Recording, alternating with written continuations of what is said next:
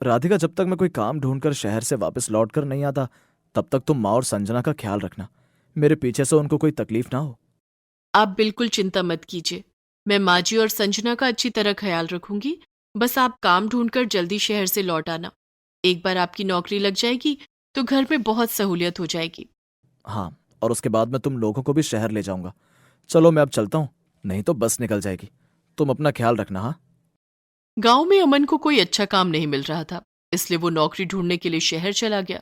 उसको शहर गए हुए पूरे 2 महीने बीत गए थे, लेकिन वो एक बार भी अपने परिवार से वापस मिलने नहीं आया।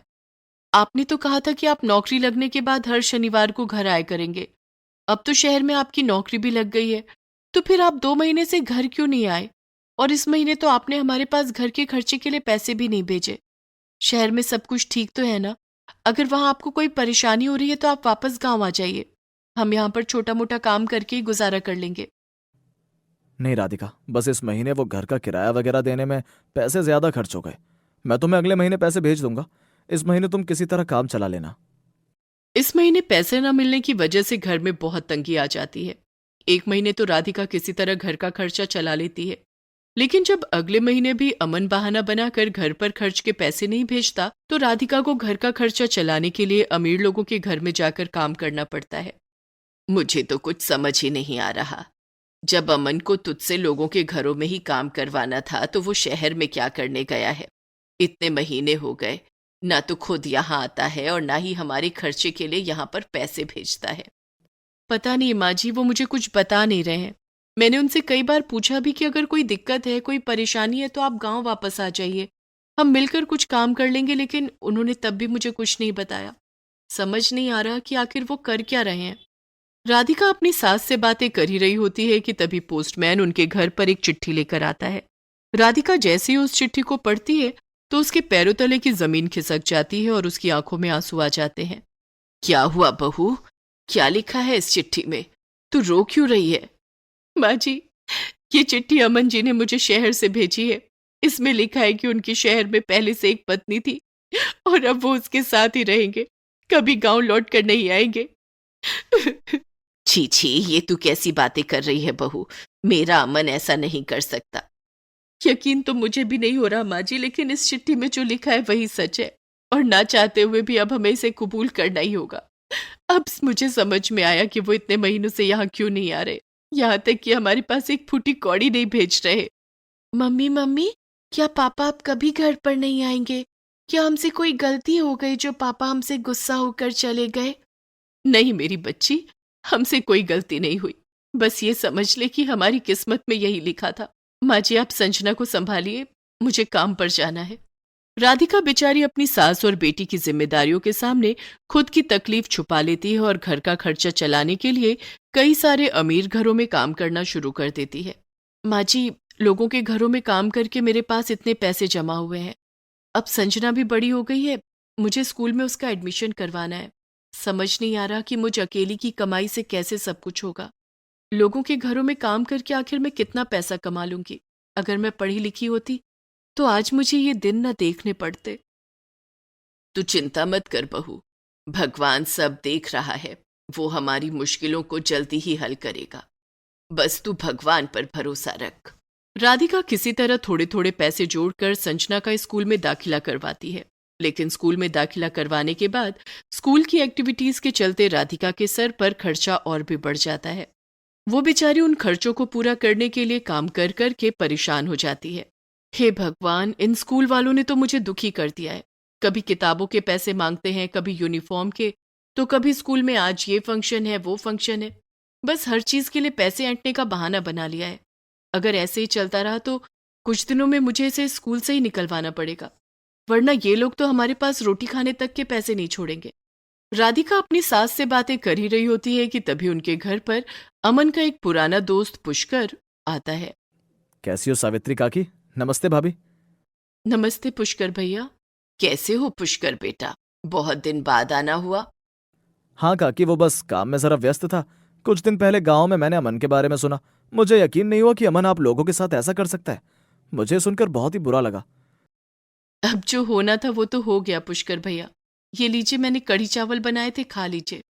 मैं आपके लिए चाय बना दी थी, लेकिन घर में दूध खत्म हो गया है, इसलिए आप खाना खा लीजिए। हाँ हाँ बिल्कुल भाभी, वैसे भी मेरा चाय पीने का मन था। दीजिए, मुझे तो वैसे ही कढ़ी चावल बहुत पसंद है, बहुत दिनों से खाए भी नहीं। वैसे भाभी एक बात बताइए, आप घर का खर्चा कैसे चला रही हैं? अमन तो यहाँ पर कोई पैसे भेजता नहीं होगा। बस लोगों के घरों में थोड़ा बहुत काम कर लेती हूँ, उन्हीं से घर चला रही हूँ।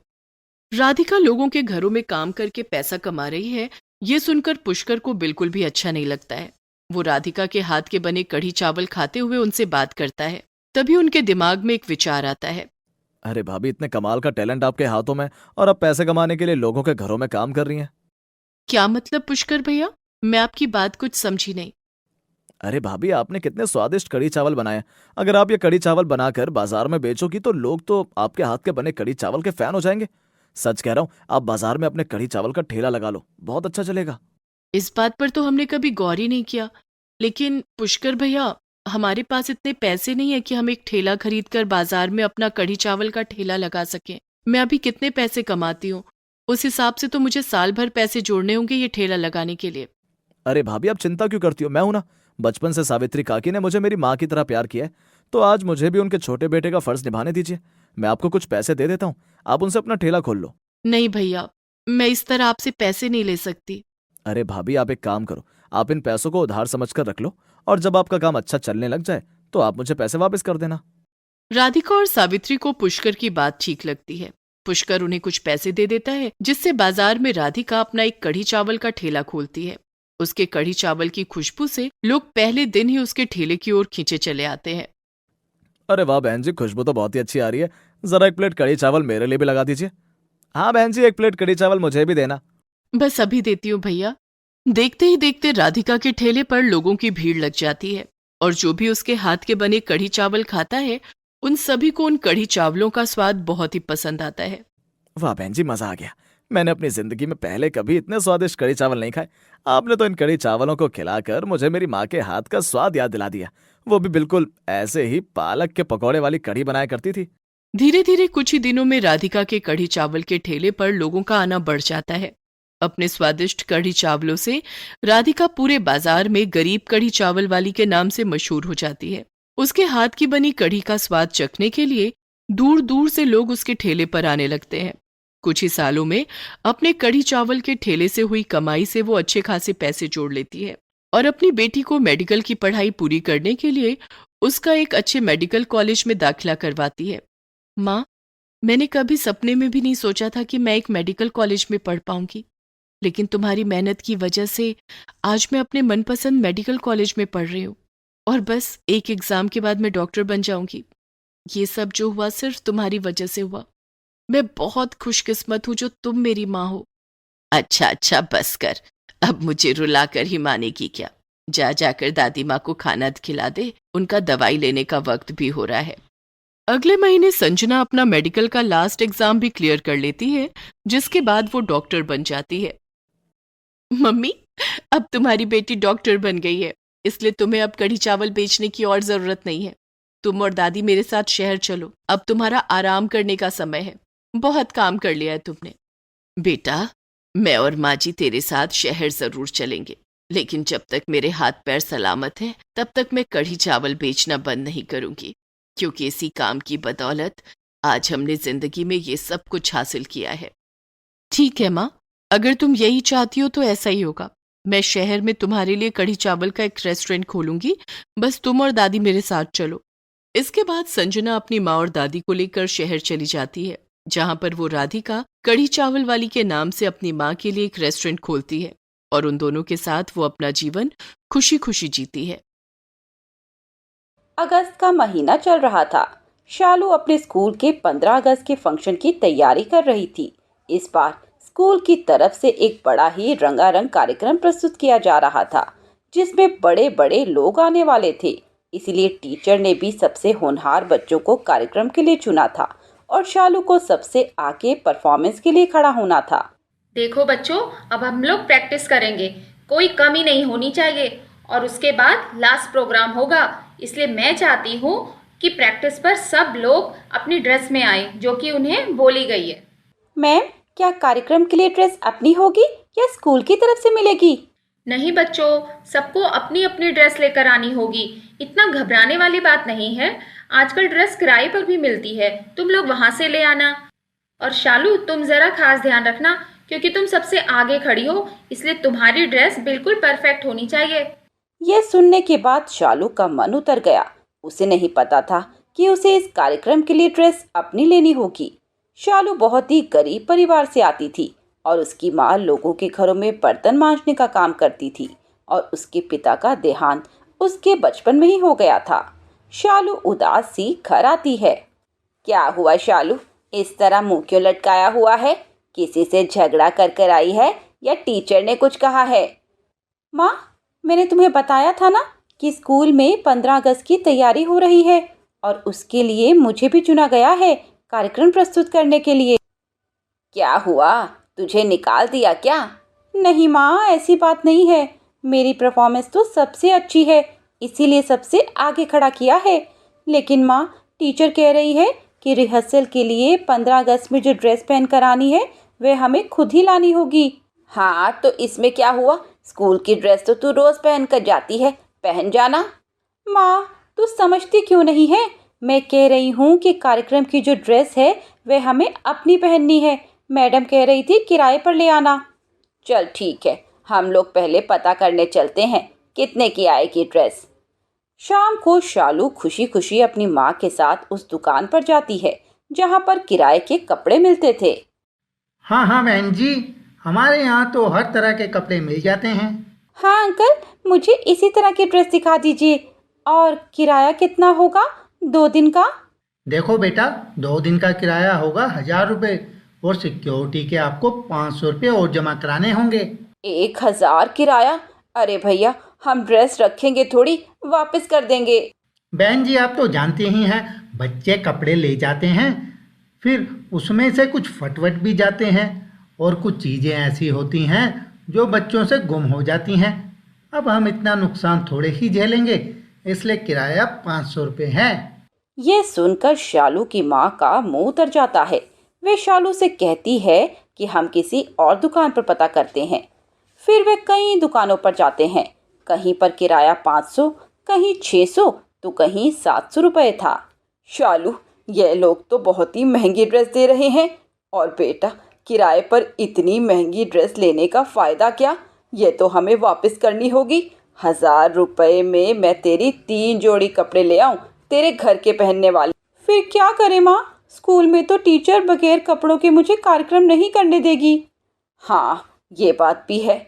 अभी तो 4 दिन पड़े हैं। मैं ज़रा मालकिन से बात करके देखती हूँ, अगर वह मुझे कुछ एडवांस पैसे दे दे तो। रात हो चुकी थी। दोनों घर आ जाती हैं। फिर शालू की माँ खाना बनाती है और शालू अपने स्कूल का होमवर्क करने लगती है। अगर माँ की मालकिन ने उन्हें पैसे नहीं दिए तो हम लोग ड्रेस नहीं ले पाएंगे और फिर मुझे अपना नाम वापस लेना होगा। हे भगवान, मैं स्कूल के वैसे ही बहुत सारे कार्यक्रम में सिर्फ पैसों की वजह से हिस्सा नहीं ले पाती। मुझे लगा था कि यहाँ पर पैसे नहीं लगेंगे, इसीलिए मैंने इसमें पार्टिसिपेट कर लिया। लेकिन अब माँ दुखी है, मैं क्या करूँ? नहीं नहीं, अगर कल माँ को मालकिन ने पैसे दे दिए तो ठीक है, अगर नहीं दिए तो मैं मैडम को मना कर दूंगी। फिर शालू अपनी माँ की तरफ देखती है जो सर पर हाथ रखकर लेटी हुई थी। वह समझ गई थी कि माँ को चिंता हो गई है।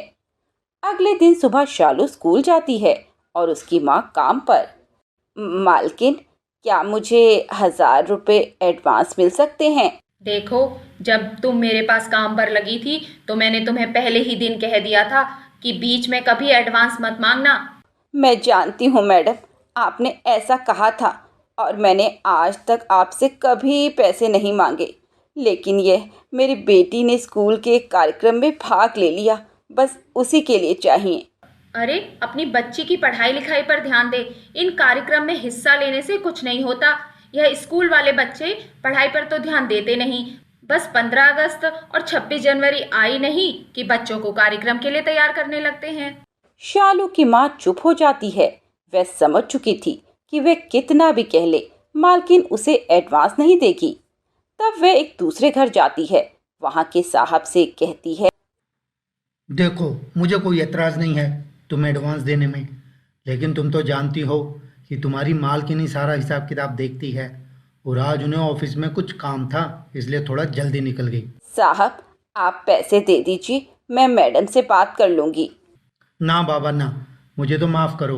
अगर उसे पता चल गया कि मैंने 1,000 रुपये तुम्हें उससे बगैर पूछे दे दिया तो घर में हंगामा हो जाएगा। शालू की माँ फिर कुछ नहीं कहती और चुपचाप सारे घर का काम खत्म करके वहां से निकल जाती है। रास्ते पर वह सिर्फ अपनी बेटी के बारे में सोच रही थी। कितनी बेबसी है मेरी, 1,000 रुपए भी खर्च नहीं कर सकती। और यह स्कूल वालों की तो बड़ी गलत बात है। जो कार्यक्रम स्कूल में हो रहा है, नाम भी स्कूल का हो रहा है, तो बच्चों के ऊपर इतने पैसों की जिम्मेदारी क्यों डालना। अगर इतना ही पैसा मेरे पास होता तो अपनी बेटी को प्राइवेट स्कूल में ना पढ़ाती। क्या सोचेगी मेरी बेटी। उधर आज भी टीचर स्कूल में प्रैक्टिस करा रही थी। उसके बाद वह सभी बच्चों से पूछती है, क्या उन लोगों ने बात कर ली है। सब बच्चों ने हाँ कहा, बस शालू चुपचाप खड़ी रही। क्या हुआ शालू, तुमने अभी तक कपड़ों के लिए बात नहीं की है क्या? देखो तुम सबसे आगे खड़ी हो, तुम्हारे कपड़े भी अच्छे होने चाहिए और साफ भी होने चाहिए। टीचर, मेरी माँ आज पता करने जाएगी। शालू मन ही मन घबरा रही थी। पता नहीं माँ की मालकिन ने उन्हें पैसे दिए भी होंगे या नहीं। हे भगवान, क्या होगा। क्या मुझे अपना नाम वापस लेना पड़ेगा। शालू जब घर आती है तो अपनी माँ को उदास देखकर समझ जाती है कि पैसों का इंतजाम नहीं हुआ। क्या हुआ माँ, क्यों परेशान हो रही हो। नाम ही तो वापस लेना है, ले लूँगी। पर तू इस तरह चिंता करके बैठी रहेगी तो मुझे अच्छा नहीं लगेगा। और स्कूल का कार्यक्रम ही तो है, छोड़ भी दूंगी तो क्या हो जाएगा। जानती हूँ कार्यक्रम है, छोड़ देगी तो कुछ नहीं जाएगा, लेकिन तेरे मन में ये मलाल रह जाएगा कि तेरी माँ के पास 1,000 रुपए भी नहीं थे तुझे देने को। और जो 1 महीने से कार्यक्रम के लिए मेहनत कर रही है वो अलग। पता नहीं लोग किसी की मजबूरी क्यों नहीं समझते। एडवांस ही तो मांग रही थी, उसके बदले काम भी तो करती, पर नहीं, सीधा मुंह पर मना कर दिया। चल छोड़ ना माँ, मैं कल मैम को मना कर दूंगी।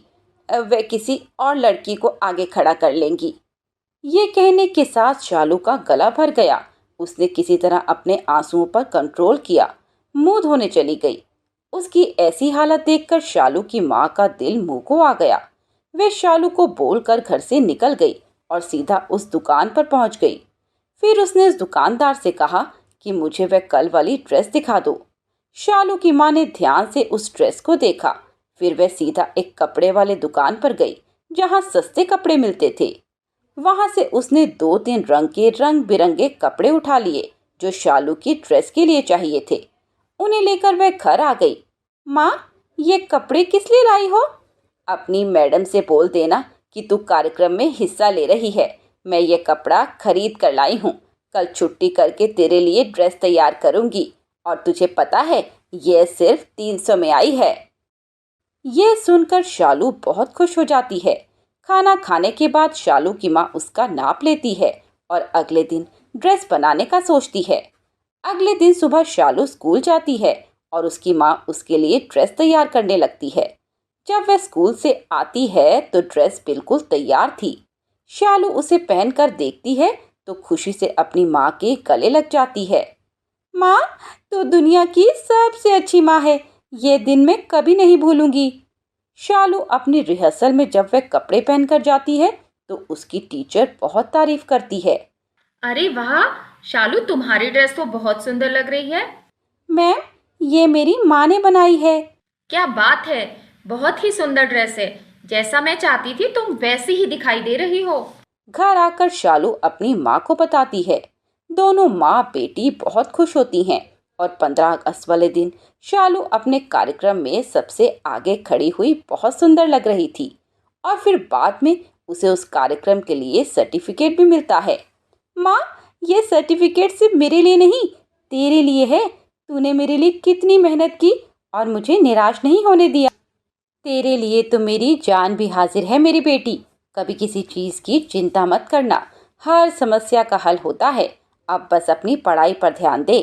और इस तरह उस गरीब माँ बेटी का 15 अगस्त बड़ी धूमधाम से मन जाता है। भीमापुर नाम का एक गांव था जहां कम्मू नाम की एक औरत रहती थी।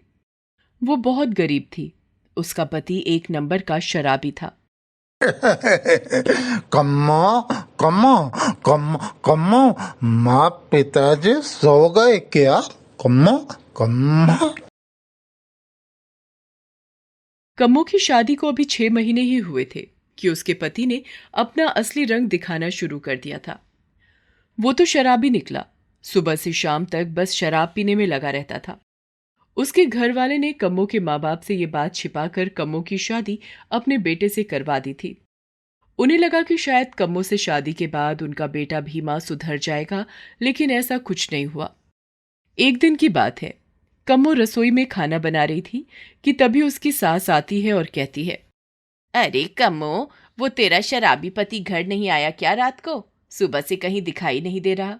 अरे माँ, क्या वो मेरा ही पति है, आपका बेटा नहीं जो आप उन्हें इस तरह से कहती हैं? क्या करूं बेटी, मैंने सोचा था कि शादी के बाद उसकी ये आदत छूट जाएगी, लेकिन ऐसा कुछ नहीं हुआ। मैंने तो तेरी भी जिंदगी खराब कर दी बेटी। अरे नहीं माँ, पति शराबी हुआ तो क्या हुआ, मेरे सास ससुर तो अच्छे हैं। वो तो मुझे अपनी बेटी की तरह मानते हैं, और आप देख लेना, मैं बहुत जल्दी इनसे ये शराब छुड़वा कर ही रहूंगी। बेटी, ये तो तेरा बड़प्पन है जो तू ऐसा बोल रही है, और तेरे इस भरोसे को देखकर तो मुझे भी भरोसा हो गया है कि तू भीमा से शराब छुड़वा देगी। इतने में कम्मो का पति भीमा भी वहां आ जाता है और कहता है, क्या खिचड़ी पक रही है सास और बहू के बीच में? जरूर मेरी ही बातें चल रही होंगी। हाँ निकम्मे, तेरी ही बात कर रही थी मैं कि तूने तो इस बेचारी की जिंदगी ही खराब कर दी। अरे माँ, तू सुबह सुबह ऐसे बात करके मेरा मूड मत खराब कर। जल्दी से मुझे कुछ पैसे दे दे। अरे वाह, क्या कहने तेरे, न काम का न काज का, दुश्मन अनाज का। चल निकल यहां से। माँ की बात सुनकर भीमा वहां से चला जाता है। कम्मो कहती है, अरे माँ, तुम भी बस उनको डांटती रहती हो। कुछ देर बाद कम्मो का ससुर भी आ जाता है और कहता है, अरे कम्मा बेटी, आज तू काम पर नहीं गई? नहीं पिताजी, वो आज मालकिन ने कहा कि वो कहीं जा रही हैं, कुछ दिनों में लौटेंगी। कम्मो घर चलाने के लिए एक सेठानी के घर पर खाना बनाने का काम करती थी। कुछ महीनों के बाद एक दिन कम्मो की तबीयत खराब हो गई। कम्मो की सास उसे दवाखाने ले जाती है। वहां जाकर पता चलता है कि कम्मो मां बनने वाली है। उसकी सास ये बात सुनकर बहुत खुश होती है, पर उसे इस बात का भी दुख था कि अब घर का खर्चा कैसे चलेगा, क्योंकि कम्मो ही घर में कमाने वाली थी। वो कम्मो को गले लगा लेती है और कहती है, मेरी बेटी मां बनने वाली है, बड़ी खुशी की बात है। चल जल्दी से घर चलते हैं, तेरे ससुर ये सुनकर बहुत खुश होंगे। वो दोनों घर आ जाते हैं। घर पर देखते हैं कि भीमा तो शराब पीकर बिस्तर पर पड़ा था। कम्मो को ये देखकर बहुत दुख होता है और वो रोने लगती है। उसे रोता देखकर उसकी सास कहती है, अरे बेटी, तू रो क्यों रही है? आज तो इतना खुशी का दिन है। इतने में उसके ससुर भी वहां आ जाते हैं, और जब उन्हें ये बात पता चलती है तो वो भी खुश होते हैं। कम्मो आराम करने लगती है। कम्मो की सास और उसके ससुर दोनों आपस में बातें करने लगते हैं। सुनो जी, बहू तो माँ बनने वाली है, अब घर का खर्चा कैसे चलेगा? हाँ, लगता है मुझे ही और ज्यादा मेहनत करनी पड़ेगी, वरना कैसे चलेगा घर? ये निकम्मा और शराबी तो कुछ करता नहीं, इसका तो होना ना होना एक ही बराबर है। तभी भीमा भी लड़खड़ाता हुआ वहां पर आ जाता है। उसको देखकर उसके पिताजी उसके पास जाते हैं और उसको कहते हैं कि वो पिता बनने वाला है। भीमा, तू बाप बनने वाला है, अब तो कुछ शर्म कर, कुछ काम धंधा कर और कम्मों का ध्यान रख। पिताजी, क्या आप सच बोल रहे हैं?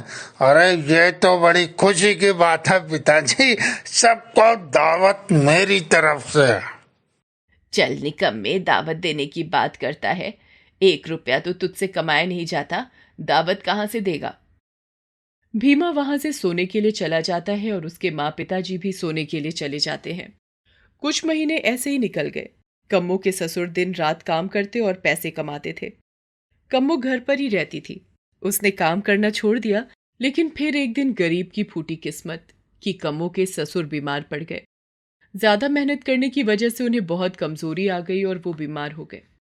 घर पर दवा के लिए भी पैसे नहीं थे, घर का खर्चा चलना भी मुश्किल हो गया था। एक दिन की बात है, घर पर कुछ भी नहीं था खाने के लिए। भीमा भी कई दिनों से घर नहीं आया था। बेचारी कम्मो क्या करती? ऐसी ही हालत में वो कुछ काम करने का सोचती है। मुझे कुछ ना कुछ तो करना ही होगा। उसी मालकिन के पास जाती हूँ जहां पर मैं पहले काम करती थी। कम्मो उसी घर में जाती है जहां पर वो पहले खाना बनाती थी, लेकिन कम्मो को वहां भी निराशा हाथ लगी, क्योंकि उन्होंने अब कोई दूसरी खाना बनाने वाली को रख लिया था। कुछ दूर चलकर वो देखती है कि एक जगह बिल्डिंग बनाने का काम चल रहा था।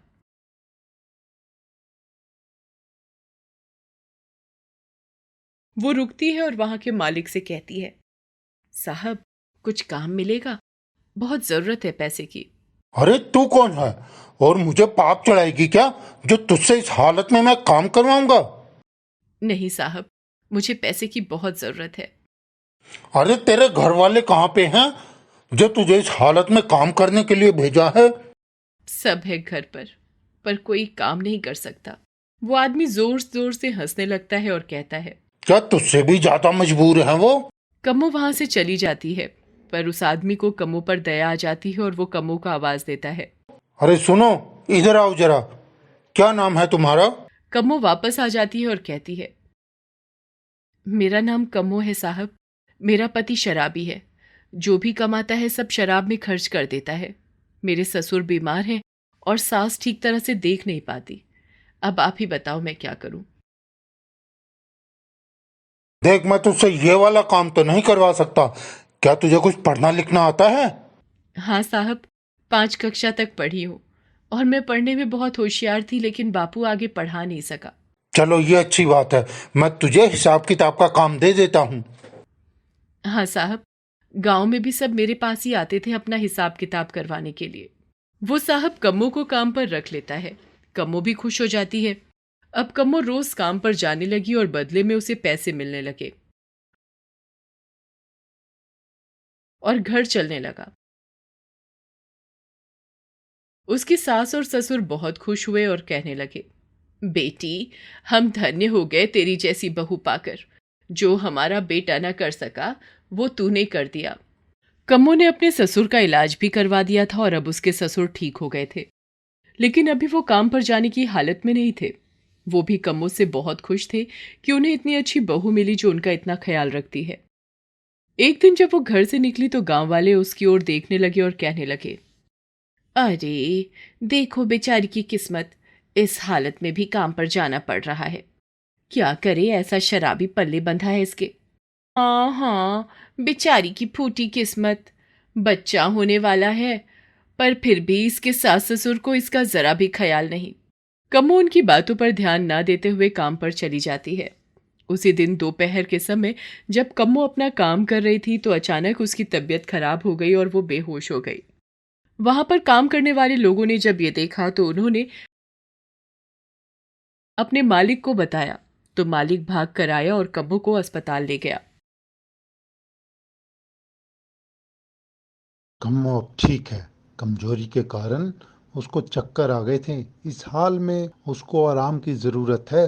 डॉक्टर ने जब मालिक को ये बात बताई तो मालिक को बहुत गुस्सा आया और वो सीधा कम्मो को लेकर उसके घर चला गया। वहां पहुंचकर उसने जब घर की हालत देखी तो वो हैरान था। उसका पति बिस्तर पर पड़ा था, ससुर जमीन पर लेटे थे और सास रसोई में खांस खांस कर खाना बना रही थी। वो कम्मो को घर पर छोड़ता है और वापस चला जाता है। इतने में उसके पति की आंख खुल जाती है और वो उस आदमी को बाहर जाता हुआ देख लेता है और गुस्से में बाहर आता है और कहता है, अरे कौन है तू? मेरे घर में क्या करने आया है? वो आदमी भीमा को सारी बात बताता है और भीमा को समझाने लगता है, पर भीमा को उसकी एक भी बात अच्छी नहीं लगी। उल्टा वो उस आदमी से झगड़ने लगता है। इतने में कम्मो घर से बाहर आती है और अपने पति को धक्का देकर दूर गिरा देती है। अरे तेरी इतनी हिम्मत, तूने मुझे धक्का मारा, अभी बताता हूँ तुझे। और जैसे ही भीमा कम्मो की ओर बढ़ता है, उसका मालिक उसे रोक लेता है और कहता है, अरे बेशर्म कहीं के, शर्म कर। तुझे तो चुल्लू भर पानी में डूब कर मर जाना चाहिए। देख अपनी बीवी की हालत, अगर आज मैं इसे अस्पताल नहीं ले जाता तो ये मर जाती, और मर जाता इसके अंदर पलने वाला बच्चा भी। भीमा चुपचाप ये सब सुनने लगा। फिर वो आदमी कहता है, तुझे तो इस औरत की पूजा करनी चाहिए जो इस हालत में भी तुझे और तेरे परिवार को पाल रही है। बस साहब, और कुछ मत कहो इन्हें, ये बहुत अच्छे हैं। बस शराब ने इन्हें ऐसा बना दिया है। देख, सीख इससे कुछ। तेरे इतने अत्याचार के बाद भी ये तेरा ही पक्ष ले रही है, शर्म कर कुछ। और इतना कहकर वो वहां से चला जाता है। भीमा के माँ बाप भी भीमा को बहुत कुछ कहने लगते हैं और फिर सब रोने लगते हैं। कम्मो भी रोने लगती है। ये सब देखकर भीमा वहां से चला जाता है और फिर रात को घर लौटता है। कम्मो उसका इंतजार कर रही थी। भीमा कम्मो के पैरों पर गिर जाता है और रोने लगता है। मुझे माफ कर दे कम्मो, मैंने तुझे बहुत परेशान किया, तेरा ख्याल नहीं रखा। अरे नहीं नहीं, ऐसा कुछ नहीं, आप तो बहुत अच्छे हैं। बस इस शराब ने आपको ऐसा बना दिया। हाँ कम्मो, आज मैं तुझसे वादा करता हूँ कि अब कभी शराब नहीं पीऊंगा। कम्मो ये सुनकर बहुत खुश होती है। अगले दिन कम्मो को तेज दर्द होने लगता है। भीमा उसे तुरंत अस्पताल में ले जाता है और कुछ देर बाद उसे पता चलता है कि वो पिता बन गया है। उसके एक बेटा हुआ है। वो तो खुशी से नाचने लगता है। इतने में उसके सास ससुर भी अस्पताल आ जाते हैं और वो भी बहुत खुश होते हैं। कम्मो भी ये सब देखकर बहुत खुश हुई। 2 दिन बाद सब घर आ जाते हैं। अब भीमा बिल्कुल सुधर चुका था और काम पर जाने लगा था। वो वही काम पर जाता था जहां कम्मो काम करती थी। वहीं जाकर वो वहां के मालिक से माफी मांगता है। मालिक भी उसे माफ कर देता है और फिर सब ठीक हो जाता है। कम्मो अब घर पर रहती थी और बच्चे का ख्याल रखती थी। उसके सास ससुर भी सारा दिन बच्चे के साथ खेलते रहते थे। कम्मो के भी सारे दुख दूर हो गए थे। शाम होने पर भीमा काम से वापस आता है तो माँ कम्मो को बोलती है, कम्मो, भीमा आ गया है, बेटी खाना लगा दे उसके लिए। क्यों माँ, अब बड़ा प्यार आ रहा है आपको अपने बेटे पर? अब नहीं बोलोगी कि तेरा शराबी पति आ गया है? नहीं बेटी, अब कभी नहीं बोलूंगी कि तेरा शराबी पति आ गया। और सास बहू हंसने लग जाती हैं और भीमा भी वहां पर आ जाता है। जरूर सास बहू मेरे बारे में ही बातें कर रही होंगी। हाँ बेटा, तेरे बारे में ही बात कर रही थी हम दोनों। भगवान बस इसी तरह अपना आशीर्वाद रखना हमारे परिवार पर। गरीब भाई बहन का प्यार। मोहन और उसकी बहन गंगा रामपुर नाम के एक गांव में रहते थे। मोहन की मां तो बचपन में ही उसे छोड़कर चली गई थी और उसके पिता रामलाल मजदूरी करते थे और दिन रात शराब के नशे में चूर रहते थे। रामलाल को अपने बच्चों से कोई लगाव नहीं था। वो अपनी पत्नी की मौत का जिम्मेदार अपने दोनों बच्चों को मानता था और हमेशा उन्हें कोसता रहता था। एक दिन की बात है, मोहन की बहन गंगा की तबीयत अचानक खराब हो गई। घर में दवा के लिए पैसे भी नहीं थे। मोहन उस समय छोटा था, उसे पता नहीं था कि अब क्या करना चाहिए। उसने वहीं पास में नशे में पड़े अपने पिताजी से कहा, पिताजी पिताजी, देखो ना गंगा को क्या हो गया, ये कुछ बोलती नहीं। चल हट यहाँ से, सोने भी नहीं देता। और ऐसा कहकर वो मोहन को धक्का देकर दूर गिरा देता है और फिर से सो जाता है। मोहन को समझ नहीं आ रहा था कि वो क्या करे। फिर वो भागता हुआ दवाई की दुकान पर जाता है, पर वहां जाकर देखता है कि दवाई की दुकान तो बंद थी। मोहन फिर भागता हुआ एक डॉक्टर के घर जाता है और अपनी बहन की हालत के बारे में बताता है तो डॉक्टर उसे कुछ दवाई दे देता है। मोहन भागता हुआ घर आता है और अपनी बहन को दवाई दे देता है और कुछ देर बाद गंगा को होश आ जाता है और वो अपने भैया के गले लग जाती है। फिर दोनों रोने लगते हैं। गंगा, तुझे क्या हो गया था? तू कुछ बोल क्यों नहीं रही थी? मोहन भैया, वो सुबह से कुछ खाना नहीं खाया था ना, और घर का सारा काम किया। पिताजी ने मुझे मारा भी। खाना क्यों नहीं खाया खाना तूने बहन? और पिताजी ने तुझे क्यों मारा? वो भैया, घर में कुछ भी नहीं था खाने के लिए, तो क्या देती पिताजी को, इसीलिए उन्होंने मुझे मारा। मोहन ये सब सुनकर अपनी बहन को गले लगा लेता है और कहता है, तू चिंता मत कर बहन, अब ऐसा कभी नहीं होगा। मैं मेहनत करूंगा, मैं बहुत मेहनत करूंगा, कोई काम करूंगा जिससे घर में पैसा आएगा। और फिर ऐसा कहकर वो दोनों सो जाते हैं। अगले दिन मोहन काम की तलाश में घर से बाहर चला जाता है। उसके पिताजी भी उठकर अपने काम पर चले जाते हैं और फिर शाम को मोहन घर वापस आ जाता है और अपनी बहन को आवाज देता है। गंगा, ओ गंगा, कहाँ है तू? देख तेरा भाई तेरे लिए क्या लाया है। गंगा भागते हुए आती है और कहती है, क्या लाए हो भैया, जल्दी दिखाओ। फिर मोहन के हाथ में कुछ खाने का सामान था, वो उसे अपनी बहन को देकर कहता है, ले बहन, जी भर के खा ले। आज से मैं तेरे लिए कभी खाने की कमी नहीं होने दूंगा। ये तेरे भाई का तुझसे वादा है। भैया तुम कितने अच्छे हो। वक्त इसी तरह बीतता गया और इसी तरह 10 साल बीत जाते हैं। मोहन और गंगा बड़े हो गए थे और उनके पिता बूढ़े। अब वो घर पर ही पड़े रहते थे और बीमार थे। मोहन ही घर का सारा खर्चा उठाता था। गंगा भी अब शादी के लायक हो गई थी। गांव वाले अब गंगा के बारे में बातें करने लगे थे। देखो तो इस बेचारे को, जवान बहन घर पर ही बैठी हुई है।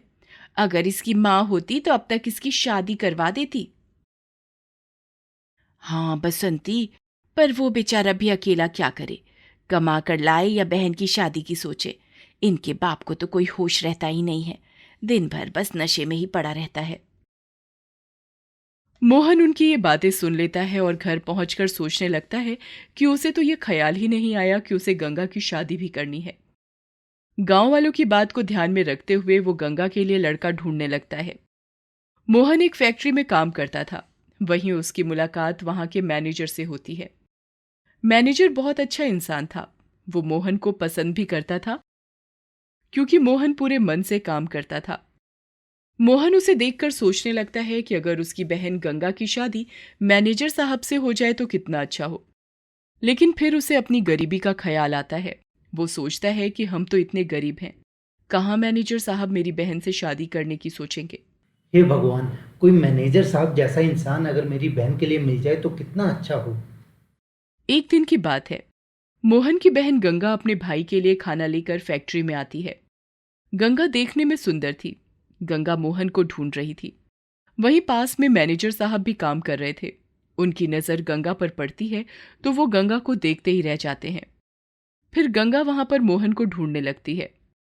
रामू काका, कैसे हो आप? ठीक हूँ गंगा बेटी, आ गई खाना लेकर। आज बड़े दिनों के बाद आई है, कहीं गई थी क्या? नहीं काका, भैया को पसंद नहीं है कि मैं उसके लिए खाना यहाँ पर लेकर आऊं, इसीलिए वो सुबह ही खाना ले आते हैं। लेकिन आज जल्दी जल्दी में वो अपना खाना ही घर पर भूल आए। कहाँ हैं भैया, दिखाई नहीं दे रहे? अरे बेटी, वो नए मैनेजर साहब आए हैं ना, उन्होंने ही कहीं बाहर भेजा है मोहन को। तुम उनसे ही जाकर पूछ ले। बाहर? लेकिन बाहर क्यों भेजा? मेरे भैया क्या कोई फालतू इंसान है जो यहाँ का काम भी करे और बाहर का भी? अभी जाकर पूछती हूँ। आप ही यहाँ के नए मैनेजर साहब हैं? आपने मेरे भाई को कहाँ भेजा है? अरे पहले ये तो बताओ कि तुम्हारे भाई का क्या नाम है? मेरे भाई का नाम मोहन है। यहाँ बैठो, तुम्हारा भाई अभी आता ही होगा। वो जरा काम से बाहर गया है। अरे, आप मेरे भाई से कितना काम करवाते हो, फैक्ट्री के अंदर का भी और बाहर का भी। मैनेजर थोड़ा अच्छे स्वभाव का आदमी था, तो वो गंगा की इस बात पर जोर जोर से हंसने लगता है। अरे, आप हंस क्यों रहे हो? क्या मैंने कोई चुटकुला सुनाया है जो आपको हंसी आ गई? इतने में मोहन भी वहां आ जाता है और गंगा को वहां से दूर ले जाकर कहता है, अरे मेरी भोली बहन, वो हमारे मैनेजर साहब हैं और तू उनसे ऐसे बात कर रही है। खैर अब तू जा, मैं शाम को आता हूँ। गंगा वहां से चली जाती है। फिर कुछ देर बाद विशाल वहां आता है और मोहन से कहता है, अरे मोहन, तुम्हारी बहन तो बहुत भोली है। हाँ साहब, मैंने बहुत प्यार से पाला है अपनी बहन को। मैं ही उसकी माँ हूँ और मैं ही उसका पिता भी। और ऐसा कहकर वो वहां से चला जाता है। कुछ दिन ऐसे ही गुजर जाते हैं। एक दिन मोहन को फैक्ट्री में काम करते हुए देर हो जाती है तो फिर से गंगा मोहन को ढूंढती हुई वहां आ जाती है। गंगा, तू यहाँ क्यों आ गई? देख, मैं बस घर ही आ रहा था। वाह भैया, उल्टा चोर कोतवाल को डांटे। देखो कितनी देर हो गई है। एक तो आप समय से घर नहीं आए और मैं आपको देखने आई हूं तो आप मुझे ही बोल रहे हैं कि क्यों आई हो। तभी वहां पर विशाल भी आ जाता है और वो मोहन और गंगा को अपनी गाड़ी से घर छोड़ने के लिए कहता है। मोहन, तुम दोनों मेरी गाड़ी में बैठ जाओ, मैं तुमको घर छोड़ देता हूँ। आज वैसे भी ज़्यादा देर हो गई है। दोनों विशाल की गाड़ी में बैठ जाते हैं और विशाल उनको उनके घर की तरफ ले चलता है। उन दोनों को उनके घर छोड़ने के बाद विशाल भी अपने घर की तरफ चल देता है। अगले दिन सुबह जब मोहन फैक्ट्री पहुंचता है तो विशाल उसको अपने पास बुलाता है और गंगा से विवाह करने की बात रखता है। मोहन का तो जैसे खुशी का ठिकाना ही नहीं रहा। वो तो तुरंत मान गया, पर फिर वो कहता है, साहब आपको तो पता ही है मैं नौकर आदमी हूँ और आप इतने बड़े। साहब ये रिश्ता कैसे हो सकता है? वो सब तुम छोड़ो, तुम बस अपनी बहन से बात कर लो। अगर वो राजी है तो मैं जल्द ही शादी करना चाहता हूँ, क्योंकि अगले ही महीने मेरा शहर में तबादला हो रहा है। फिर मोहन रात को जब घर वापस आता है तो गंगा को सारी बात बता देता है। नहीं भैया, मैं आपको छोड़कर कहीं नहीं जाऊंगी। कैसी बातें करती है पगली? ये तो बहुत ही खुशी वाली बात है कि विशाल बाबू तुझसे शादी करना चाहते हैं। वो बहुत ही अच्छे इंसान हैं। देख मेरी प्यारी बहन, तुझे अपने भाई की कसम है तो इस रिश्ते के लिए हाँ कर दे। मोहन के बार बार समझाने पर गंगा मान जाती है और शादी के लिए तैयार हो जाती है। कुछ दिनों में गंगा और विशाल की शादी हो जाती है। विशाल अब उस फैक्ट्री को छोड़कर गंगा को लेकर शहर चला गया था। मोहन खुश था कि उसकी बहन की शादी एक अच्छे आदमी से हुई। मोहन अब घर पर अकेला था। उसके पिताजी का भी देहांत हो गया था। गंगा पिताजी के देहांत पर नहीं आ सकी। वो बाद में आती है अपने भाई से मिलने। और फिर एक दिन जब गंगा अपने भाई से मिलने आई तो अपने भाई को अकेले खाना बनाते देखकर उसे बड़ी दया आई। उसका भाई चूल्हे में खाना बना रहा था। उसका हाथ भी कभी कभी जल जाता था। गंगा से ये देखा नहीं गया, उसे रोना आ रहा था। फिर वो अपने भाई के पास आती है और अपने भाई से गले लगकर रोने लगती है। अरे गंगा तू कब आई? देखो तो मेरी बहन को सेठानी लग रही है। भैया, तुम शादी कर लो, मैं तुम्हें अकेले नहीं देख सकती। तुम्हें कितनी मुश्किल होती होगी घर के कामों में। अरे नहीं मेरी बहन, तू मेरी चिंता छोड़, तू अपनी बता, तू खुश है ना? हाँ भैया, जिसका तुम्हारे जैसा भाई हो वो कैसे खुश नहीं रह सकती। गंगा की ये बात सुनकर मोहन की आंखों में आंसू आ जाते हैं। अगले दिन गंगा अपने भाई से कहती है, भैया तुम शादी कर लो ना, ऐसे अकेले कब तक रहोगे। अरे मेरे जैसे गरीब नौकर आदमी से कौन शादी करेगा? वो कर भी ले तो मेरे साथ कैसे रहेगी इस घर में जहाँ खुद मेरे रहने का ही कोई ढंग नहीं। वो सब तो मुझ पर छोड़ दो, मैं तुम्हारे लिए लड़की ढूंढ कर लाऊंगी। बस तुम हाँ कर दो। देखो भैया, तुमको अपनी बहन की कसम है, अगर तुमने शादी के लिए हाँ नहीं की तो फिर देख लेना। हाँ। गंगा की जिद के आगे मोहन की एक नहीं चलती और वो शादी के लिए हाँ कर देता है। गंगा बहुत खुश होती है और अब उसके लिए लड़की की तलाश शुरू कर देती है। गंगा गांव में घूमने निकल जाती है। थोड़ी दूर पर उसे शीला काकी मिलती हैं। तो गंगा उनसे हालचाल पूछती है और बातों बातों में शीला उसे एक लड़की के बारे में बताती है। देख बेटी गंगा, सीमा बहुत अच्छी लड़की है, सिलाई भी करती है, तेरे भाई का भी ध्यान रखेगी और 2 पैसे कमाने में उसकी मदद भी करेगी। अगर तू बोले तो मैं बात आगे बढ़ाऊं। हाँ हाँ काकी, आप बात को आगे बढ़ाओ, मैं भैया को राजी कर लूंगी। गंगा वही बात अपने भाई को बता देती है। दोनों राजी हो जाते हैं और कुछ ही दिनों में चट मंगनी और पट शादी। गंगा और विशाल दोनों मिलकर सारा काम संभालते हैं और मोहन की शादी की तैयारी शुरू हो जाती है। मोहन की शादी सीमा के साथ हो जाती है। सीमा बहुत अच्छी थी। वो मोहन का बहुत ख्याल रखती थी। वो सिलाई का काम करती थी और अब मोहन को घर खर्च में भी मदद करने लगी। मोहन भी बहुत खुश था। मोहन अपनी बहन को धन्यवाद देता है। गंगा और विशाल वापस शहर जाने के लिए तैयार हो जाते हैं। अच्छा भैया, आप अपना ख्याल रखना और भाभी का भी। मैं अब चलती हूँ भैया। दोनों भाई बहन अपनी अपनी जिंदगी में खुश हो गए थे। विशाल अपनी गाड़ी स्टार्ट करता है और दोनों उसमें बैठ जाते हैं। अच्छा भैया, अपना ध्यान रखना। जल्दी वापस आना गंगा। हाँ भैया, राखी पर आऊंगी। और गाड़ी हवा से बातें करने लगती है। दोनों की आंखें नम थी।